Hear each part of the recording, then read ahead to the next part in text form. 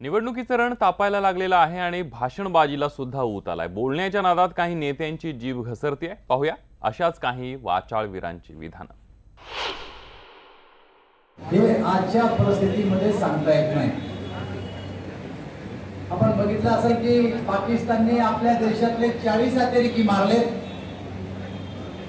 आणि देशामध्ये प्रचंड रोष निर्माण झाला। आप दिल्ली में बैठ के एनटीआरओ देख लिया कि 300 सेल फोन गुल हो गए, तो फिर आप दिल्ली में बैठ के आपके नाक के नीचे हिंदुस्तान में पुलवामा में 50 किलो आरडीएक्स चले गया, वो नहीं देखे आप? आंख बंद कर लिए क्या? सो गए थे? बिरयानी खा लिए थे क्या?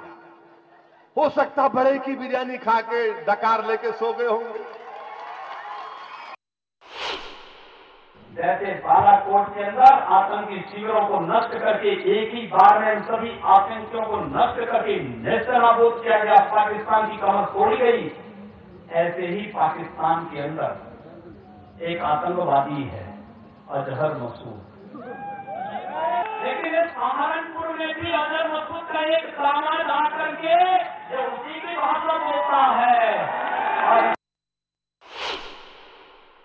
उनकी माताजी भी इटली में इसी पेशे से थी और आज फिर सपना को भी उन्होंने अपना बना लिया। मैं तो धन्यवाद दूंगा राहुल जी को कि जैसे आपके पिताजी ने सोनिया जी को अपना बना लिया, आप भी आज भारत की राजनीति में सपना को अपना बना करके राजनीतिक नई पारी की सुरुवात करें।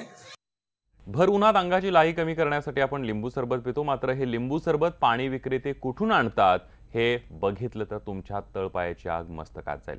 कुर्ला रेल्वे स्टेशनवर प्लॅटफॉर्म नंबर 7 आणि 8 च्या मध्यभागी लिंबू सरबताला हा थेट टॉयलेटमध्ये वापरल्या जाणाऱ्या टँकमधून पाणी घेऊन त्यापासून लिंबू सरबत बनवत असल्याचा केळसवाणा प्रकार समोर आलाय।